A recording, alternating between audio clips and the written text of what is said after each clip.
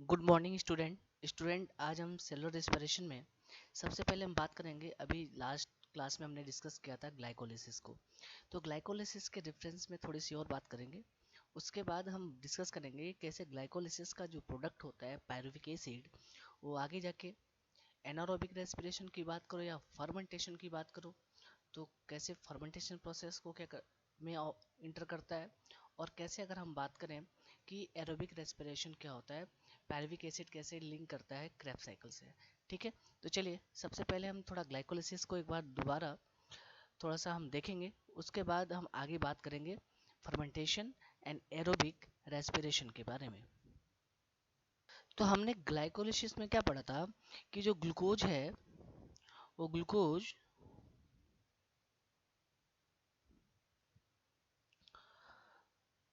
Different stages, आप बोल सकते हो डिफरेंट 10 स्टेज के थ्रू किस में कन्वर्ट होता है, पायरुविक एसिड में। किस में कन्वर्ट होता है, पायरुविक एसिड में। ठीक है, और आपको बताया था कि जब ग्लाइकोलिसिस प्रोसेस कंप्लीट होता है, ठीक है, यानी एक ग्लूकोज मॉलिक्यूल ब्रेक डाउन होता है पायरुविक एसिड में, ठीक है, 2 मॉलिक्यूल पायरुविक एसिड में, तो कितने एटीपी जनरेट होते हैं ये आपको बताया गया था। तो वहां पे मैंने आपको बताया था कि टोटल अगर हम बात करें कि कितने एटीपी जनरेट होते हैं, तो एक ग्लूकोज मॉलिक्यूल कितने पायरुविक एसिड फॉर्म करेगा, 2 molecule of pyruvic acid form करेगा। तो आपको बताया गया था कि यहाँ पे क्या होगा, 4 एटीपी क्या होता है, जनरेट होता है। ठीक है, और ये 4 एटीपी क्या है आपका, आपने बोला था ग्रॉस एटीपी है। ग्रॉस एटीपी मतलब टोटल जितना एटीपी जनरेट हो रहा है। ठीक है, फिर आपको बताया था कि मैंने कि ऑलरेडी क्या होता है, 2 एटीपी इस प्रोसेस को चलाने में ऑपरेट होता है। ठीक है, और 2 एटीपी इस प्रोसेस को चलाने में ऑपरेट होता है, तो आपको बताया था कि 2 एटीपी क्या हुआ, यूज हो गया। अब 2 एटीपी जो यूज हो गया, तो हम बात करेंगे ये 2 एटीपी क्या होता है, यूज होता है ऑलरेडी इस प्रोसेस को इनिशिएट करने में ग्लूकोज से। आपने बोला था जो फ्रक्टोज 1,6 बिस फॉस्फेट बनता है, इस ड्यूरेशन में क्या होता है, 2 एटीपी क्या किया जाता है, यूज किया जाता है। ठीक है, तो ओवरऑल जो नेट एटीपी है, वो नेट एटीपी कितना फॉर्म हुआ था, जो नेट एटीपी फॉर्म हुआ था वो कितना हुआ था, 2 एटीपी फॉर्म हुआ था। तो आपने बोला था कि ग्लाइकोलिसिस प्रोसेस से जो कितने एटीपी फॉर्म हुए, 2 एटीपी फॉर्म हुए। ठीक है, और साथ साथ में हमने बोला कि यहाँ पे हमें क्या देखने को मिला कि 2 रिड्यूसिंग पावर भी जनरेट हुए हैं, जैसे NAD प्लस किस में कन्वर्ट हुआ, NADH प्लस H में। ठीक है, तो एक बार NAD, एक ग्लूकोज आएगा जब फॉर्म करेगा ट्राइओस फॉस्फेट या बोल सकते हो PgAl। ठीक है, और दूसरा फॉर्म करेगा आपका डाइहाइड्रोक्सिन एस्टोन फॉस्फेट। ठीक है, तो ओवरऑली कितने रिड्यूसिंग पावर जनरेट होंगे, 2 जनरेट होंगे, क्योंकि 2 बार चलेगी ना ये साइकिल। ठीक है, यानी यहाँ से एक बार कि ग्लिसरॉल्डिहाइड 3 फॉस्फेट कन्वर्ट होगा पायरुविक एसिड में, देन डाइहाइड्रोक्सीस्टोन फॉस्फेट किस में कन्वर्ट होगा, पहले ग्लिसरॉल्डिहाइड 3 फॉस्फेट में, वापस क्या होगा, ये साइकिल टर्न करेगी और 2 पायरुविक एसिड बनेंगे। तो कितने रिड्यूसिंग पावर जनरेट होंगे, तो अगर हम रिड्यूसिंग पावर की बात करें, या आप बात करो कि NAD प्लस किस में कन्वर्ट होगा, NADH में, तो कितने NADH फॉर्म होंगे, तो NADH कितने फॉर्म होंगे, 2 फॉर्म होंगे। ठीक है, अब यहाँ पे थोड़ा आपको ध्यान देना है। ठीक है, जब हम बात करेंगे अभी आगे फर्दर फर्मेंटेशन की, तो वहाँ पे तो रिड्यूसिंग पावर वापस क्या होता है, ऑक्सीडाइज हो जाता है, और वहाँ पे क्या होता है, वापस वो NAD प्लस फॉर्म कर देता है। ठीक है, तो एनारोबिक रेस्पिरेशन में तो हम बात करेंगे, ग्लाइकोलिसिस में सिर्फ क्या होता है, नेट एटीपी ही अब बात करते हो, कितने एटीपी जनरेट होंगे, 2 एटीपी जनरेट होंगे। लेकिन अभी हम आगे हम बात करेंगे कि एरोबिक रेस्पिरेशन में, तो वहाँ पे तो रिड्यूसिंग पावर जनरेट होगा। ठीक है, और वहाँ पे जो 2 रिड्यूसिंग पावर जनरेट हो रहे हैं, NADH जो फॉर्म हो रहे हैं, ठीक है, ये एक किस फॉर्म में फॉर्म हो रहे हैं, एक चेक करेंसी के फॉर्म में फॉर्म हो रहे हैं। Cheque currency currency in the sense, जैसे यहाँ पे आपसे बात किया गया नेट एटीपी कितना फॉर्म हुआ, 2 एटीपी फॉर्म हुआ। ये 2 एटीपी कैसे बने, ठीक है, आपके एग्जाम में एक क्वेश्चन आता है, ये 2 एटीपी किस फॉर्म में बने, ये 2 एटीपी किस प्रोसेस बने, सबस्ट्रेट लेवल फॉस्फोराइलेशन से।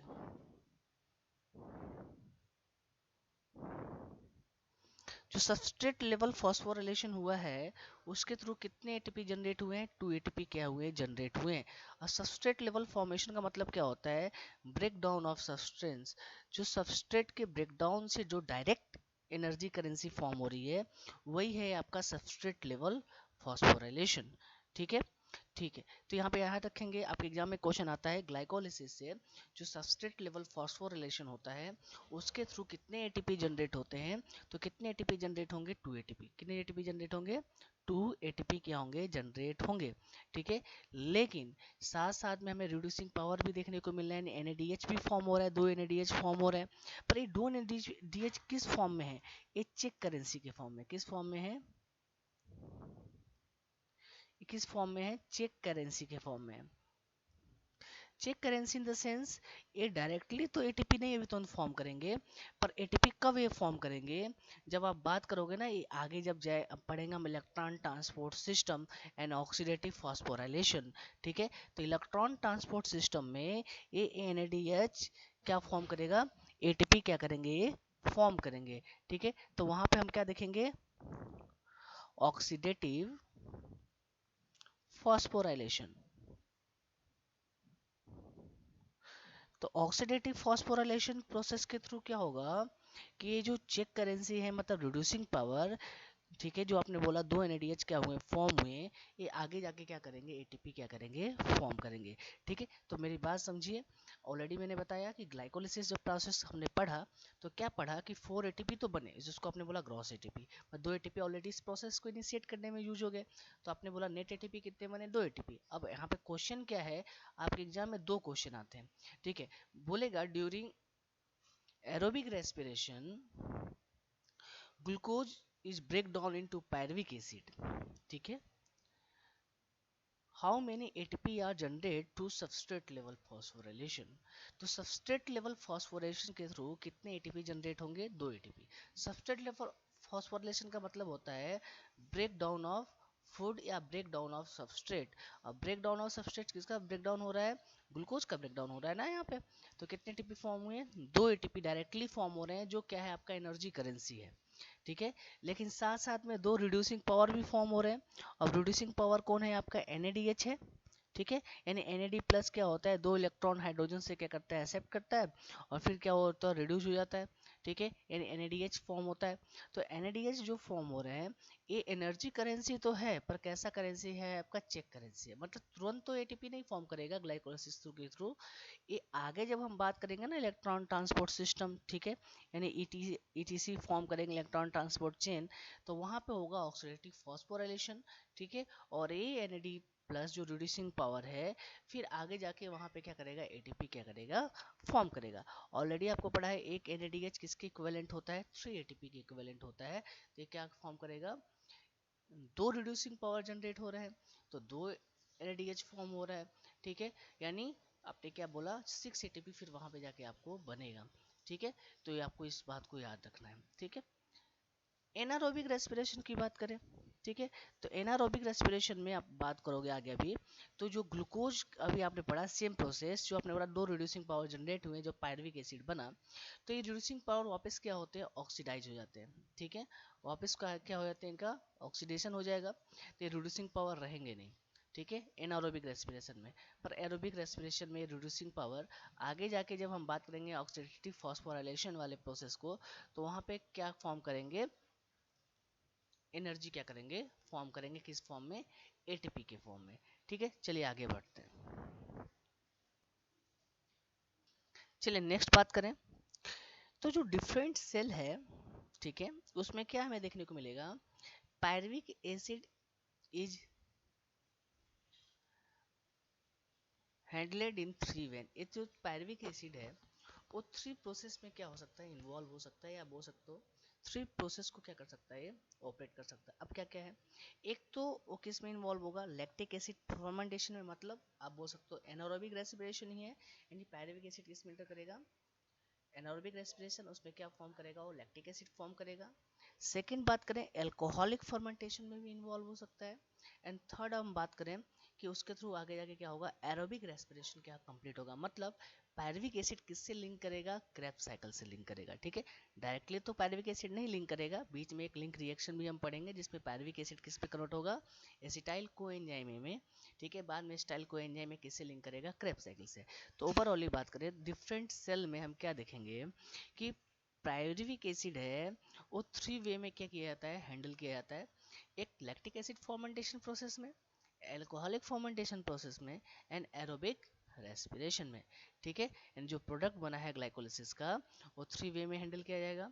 ठीक है, अब पायरुविक एसिड आगे जाके लैक्टिक एसिड फर्मेंटेशन प्रोसेस में भी इन्वॉल्व हो सकता है, पायरुविक एसिड आगे जाके एल्कोहलिक फर्मेंटेशन में भी इन्वॉल्व हो सकता है, और यही पायरुविक एसिड आगे जाके क्या कर सकता है, एरोबिक रेस्पिरेशन को भी क्या कर सकता है, परफॉर्म कर सकता है। ठीक है, in aerobic respiration and overall बात करो ग्लाइकोलिसिस किससे लिंक होगा, क्रेब्स साइकिल से। ठीक है, चलिए आगे देखते हैं।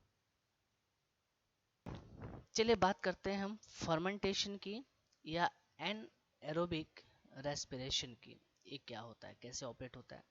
ठीक है, तो अगर हम बात करें फर्मेंटेशन या एन एरोबिक रेस्पिरेशन की, तो यहाँ पे हमें क्या देखने को मिलता है, इनकम्प्लीट ऑक्सीडेशन ऑफ ग्लूकोज।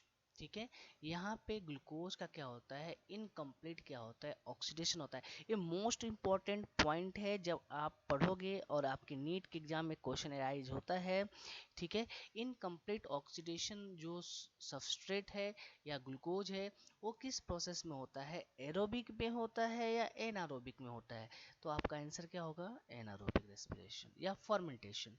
ठीक है, तो फर्मेंटेशन की बात करें या एन एरोबिक रेस्पिरेशन की बात करें, तो यहाँ पे जो ग्लूकोज का क्या होता है, इनकम्प्लीट ऑक्सीडेशन होता है under anaerobic condition. Anaerobic condition का मतलब क्या हुआ, ऑक्सीजन यहाँ पे क्या है, एब्सेंट है।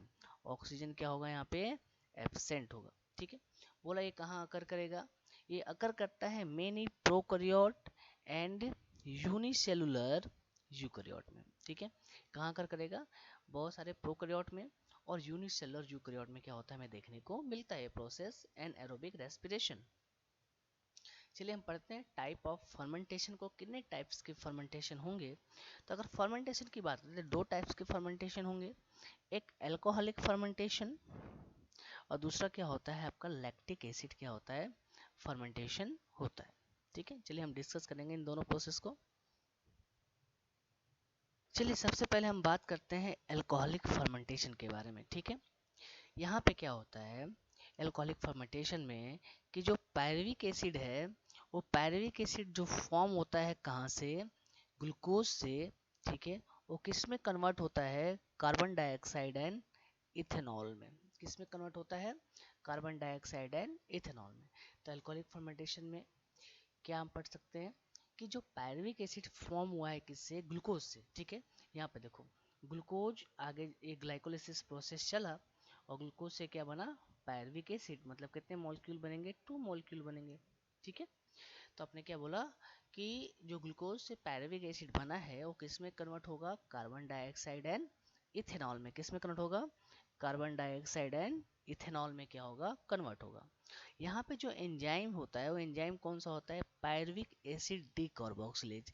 ठीक है, यहाँ पे जो एंजाइम होगा वो क्या होगा, pyruvic acid decarboxylase and alcohol dehydrogenase.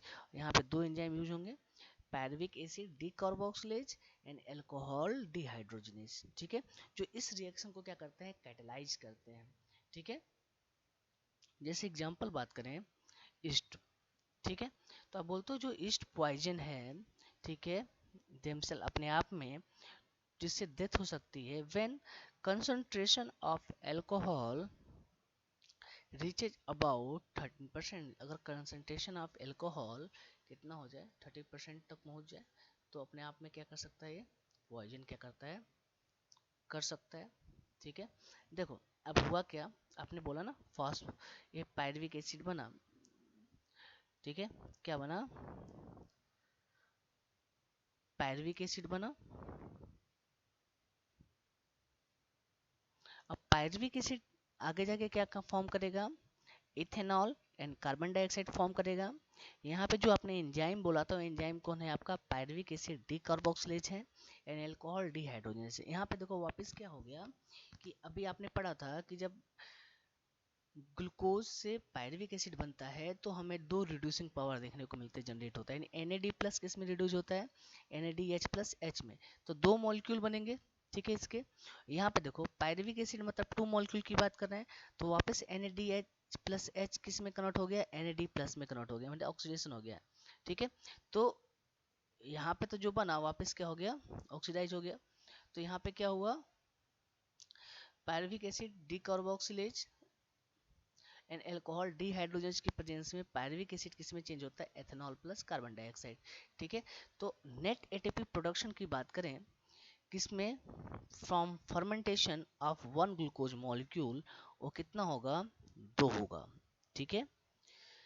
4 ATP तो बनते हैं ग्लाइकोलिसिस में, पर 2 एटीपी क्या होते हैं? यूटिलाइज हो जाते हैं, जिसके बारे में मैं आगे बता चुका हूँ, ठीक है। लेकिन यहाँ पे ही मैं बता रहा था कि ये जो आपने बोला ना कि वापस ये वाला जो काम चल रहा है, ठीक है, ये एरोबिक रेस्पिरेशन में नहीं देखने को मिलेगा। एरोबिक रेस्पिरेशन में तो आप यहीं से पढ़ोगे ना, पायरुविक एसिड आगे जाके किस में एंटर करेगा? क्रेब्स साइकिल में एंटर करेगा। और ये जो रिड्यूसिंग पावर यहाँ पे जनरेट हो रहा है, ये जब इलेक्ट्रॉन ट्रांसपोर्ट सिस्टम पढ़ेंगे तो वहाँ पे वो क्या करेगा? एटीपी को जनरेट करेगा, ठीक है। तो यहाँ जब हम एरोबिक रेस्पिरेशन की बात करेंगे, वहाँ पे ये जो NADH है वो कैसा काम करेगा? यानी जब हम बात करते हैं एरोबिक, यहाँ पे NADH कैसा काम करेगा एरोबिक रेस्पिरेशन में? रिड्यूसिंग पावर का काम करेगा, या बोल सकते हो चेक करेंसी का काम करेगा, जो इलेक्ट्रॉन ट्रांसपोर्ट सिस्टम में एटीपी फॉर्म करेगा। लेकिन यहाँ पे तो वापस जो बन रहा है, वापस क्या हो रहा है? ऑक्सीडाइज हो जा रहा है, ठीक है। किस में? एनारोबिक में। तो टोटल आप बात करते हो नेट एटीपी कितने प्रोडक्शन हुए? दो एटीपी तो वैसे भी प्रोड्यूस होगा, चाहे आप बात करो किसी भी ग्लाइकोलाइसिस प्रोसेस की, ठीक है। जो नेट करेंसी फॉर्म हो रहा है, नेट करेंसी मतलब डायरेक्टली जो एटीपी फॉर्म हो रहा है, वो कितना हो रहा है? 2 हो रहा है, ठीक है। बनते तो 4 है, पर 2 क्या होते हैं? यूटिलाइज हो जाते हैं, ठीक है। सेकेंड हम बात करते हैं लैक्टिक एसिड फर्मेंटेशन की। तो यहाँ पे पायरुविक एसिड कन्वर्ट होता है लैक्टिक एसिड में, ठीक है। एग्जाम्पल बात करें, कुछ बैक्टीरिया में हमें देखने को मिलेगा। बोला है in some animal when oxygen is inadequate during exercise, pyruvic acid in muscle cell is reduced to lactic acid by enzyme lactate dehydrogenase। बोला एनिमल में हमें क्या देखने को मिलता है? जब ऑक्सीजन क्या होता है? इनएडिक्वेट होता है, इनप्रॉपर होता है, जब हम बहुत ज़्यादा विग्रस एक्सरसाइज करते हैं, ठीक है। तो होता क्या है? पायरुविक एसिड जो मसल सेल में प्रेजेंट है वो रिड्यूस होता है किसमें? लैक्टिक एसिड में, ठीक है। और उसमें जो एंजाइम यूज होता है, उस एंजाइम का क्या नाम है? लैक्टेट डिहाइड्रोजिनेज है, ठीक है। तो देखो यहाँ पे वापस बात करते हैं, पायरुविक एसिड बना ग्लाइकोलाइसिस प्रोसेस से, ठीक है। 2 मॉलिक्यूल बनेगा, तो 2 मॉलिक्यूल लैक्टिक एसिड भी बनेंगे, ठीक है। तो यहाँ पे पायरुविक एसिड वापस किस में? अब आपने बोला किस किस में रिड्यूस हो जाएगा? लैक्टिक एसिड में, ठीक है। यहाँ पे भी देखो जो रिड्यूसिंग पावर था, ठीक है, वो रिड्यूसिंग पावर वापस किस में चेंज हो गया? रीऑक्सीडाइज हो गया किस में? NAD प्लस में। यहाँ पे जो बना ना रिड्यूसिंग पावर ग्लाइकोलाइसिस प्रोसेस में, NADH जो रिड्यूसिंग पावर बना था, यहाँ पे आगे क्या हो गया? वापस रीऑक्सीडाइज हो गया, ठीक है।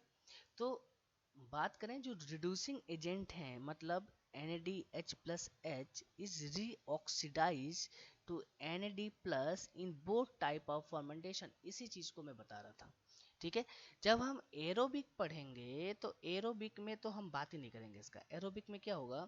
ये तो बना, ठीक है, NADH plus H बना, और वापस क्या होगा? पायरुविक एसिड किससे लिंक करेगा? क्रेब्स साइकिल से, ठीक है। तो वहां पे तो ये रीऑक्सीडाइज हो नहीं रहा है एरोबिक रेस्पिरेशन में। पर हम फर्मेंटेशन की बात करें, जब पायरुविक एसिड बनेगा और पायरुविक एसिड के थ्रू क्या होगा? आगे फर्मेंटेशन प्रोसेस चलेगा, चाहे आप लैक्टिक एसिड फर्मेंटेशन की बात करो, चाहे आप बात करो एथेनॉल प्रोडक्शन की या अल्कोहलिक फर्मेंटेशन की।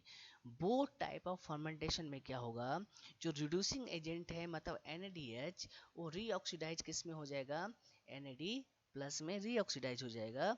तो तभी आप बोलते हो कि जो नेट प्रोडक्शन होगा एटीपी का किसके थ्रू? फर्मेंटेशन प्रोसेस के थ्रू, जो वन ग्लूकोज मॉलिक्यूल के ब्रेकडाउन से होगा, ठीक है, वो कितना होगा आपका? 2 होगा, ठीक है। यहाँ पे कोई चेक करेंसी बचता नहीं है, ठीक है। बट जब हम एरोबिक रेस्पिरेशन की आगे हम बात करेंगे तो वहाँ पे जो रिड्यूसिंग पावर जनरेट हो रहा है NADH, जो 2 मॉलिक्यूल जनरेट हो रहा है, वो एज ए चेक करेंसी के फॉर्म में है ग्लाइकोलिसिस प्रोसेस में। ठीक है, यानी जब वो हम इलेक्ट्रॉन ट्रांसपोर्ट सिस्टम पढ़ेंगे, ऑक्सीडेटिव फॉस्फोरिलेशन पढ़ेंगे, तो ये NADH वहाँ पे क्या होगा, आगे क्या काम करेगा, ATP प्रोडक्शन का काम करेगा। ठीक है, तो डायरेक्टली जब हम बात करते हैं एनर्जी करेंसी की, तो कितने ATP फॉर्म होंगे, 2 ATP ही नेट फॉर्म होंगे, चाहे आप बात करो किसी भी ग्लाइकोलिसिस प्रोसेस की। लेकिन जब हम बात कर लेकिन जब हम बात करते हैं एरोबिक रेस्पिरेशन की, तो साथ साथ में क्या होता है, ग्लाइकोलिसिस में क्या होगा, जो 2 रिड्यूसिंग पावर जनरेट हो रहे हैं वो इलेक्ट्रॉन ट्रांसपोर्ट सिस्टम में क्या करेंगे, आगे जाके ATP को क्या करेंगे, प्रोड्यूस करेंगे। ठीक है, तो याद रखिएगा कि लैक्टिक एसिड फर्मेंटेशन में क्या हुआ, पायरुविक एसिड किस में कन्वर्ट हुआ, लैक्टिक एसिड में। जैसे आप बात करते हो कुछ बैक्टीरिया में हमें देखने को मिलता है। ठीक है, और कुछ जो एनिमल है उनमें क्या होता है, जब वो ऑक्सीजन क्या होता है, इनएक्टिवेट होता है, जैसे आप बोलते हो बहुत ज़्यादा हम विग्रेस एक्सरसाइज करते हैं, तो पायरुविक एसिड क्या होता है, जो मसल सेल में होता है, रिड्यूस किस में होता है, लैक्टिक एसिड में। एंजाइम कौन होता है, लैक्टेट डिहाइड्रोजनेज। तो यहाँ पे आपको ध्यान रखना है, आपने जो पढ़ा होगा ना मसल पेन, ये मसल पेन जब आप विग्रेस एक्सरसाइज कोई पर्सन करता है तो मसल पेन होता है। मसल पेन क्यों होता है, यही होता है आपका एनारोबिक, आप बोल सकते हो रेस्पिरेशन या लैक्टिक एसिड फर्मेंटेशन। मतलब लैक्टिक एसिड जो फॉर्म होगा ना, वो कहाँ एक्युमुलेट होता है, इन मसल सेल में क्या होता है, मसल फाइबर्स के बीच में क्या होता है, लैक्टिक एसिड एक्युमुलेट होता है। और ये लैक्टिक एसिड जब एक्युमुलेट होता है तो मसल फाइबर स्ट्रेच होते हैं और मसल पेन क्या होता है देखने को मिलता है। मतलब आप क्या बोलते हो कि जब हम बहुत ज़्यादा एक्सरसाइज करते हैं तो आप बोलते हो मसल जैसे स्ट्रेच हो जाता है, जैसे बाइसेप ट्राइसेप की आप बात करो। ठीक है, बनता कैसे, लैक्टिक एसिड एक्युमुलेशन से ही बनता है। ठीक है, फिर आप एक्सरसाइज छोड़ दो काफ़ी महीनों तक या एक दो कई हफ्तों तक, तो फिर क्या होगा, लैक्टिक एसिड क्या होगा, वहाँ से डिग्रेडेट हो जाएगा। ठीक, तो ये तो मसल पेन का रीजन भी क्या है आपका, लैक्टिक एसिड का फॉर्मेशन है। दूसरा मैंने बताया था कि यही एक लैक्टिक एसिड फॉर्मेंटेशन प्रोसेस है जिसमें कोई भी कार्बन डाइऑक्साइड क्या होता है, रिलीज नहीं होता। ठीक है, यहाँ पे कोई कार्बन डाइऑक्साइड क्या होता है, रिलीज नहीं होता। ठीक है, तो आपके एग्जाम में एक क्वेश्चन आता है। ठीक है, साथ साथ याद रखिएगा कि बोथ टाइप के फर्मेंटेशन में क्या होता है, जो रिड्यूसिंग एजेंट बन रहा था ग्लाइकोलाइसिस प्रोसेस में, वो रीऑक्सीडाइज किस में हो जाएगा, NAD प्लस में क्या होगा, रीऑक्सीडाइज हो जाएगा। अब हम आगे फिर बात क्या करेंगे कि अपने हमने देख लिया कि ग्लाइकोलाइसिस प्रोसेस से जो पायरुविक एसिड बना, ठीक है, तो उसने फर्मेंटेशन प्रोसेस में इन्वॉल्व हुआ, 2 फर्मेंटेशन प्रोसेस को हमने पढ़ लिया। अब हम देखेंगे कैसे पायरुविक एसिड किस में लिंक करेगा, क्रेब्स साइकिल से क्या करेगा, लिंक करेगा।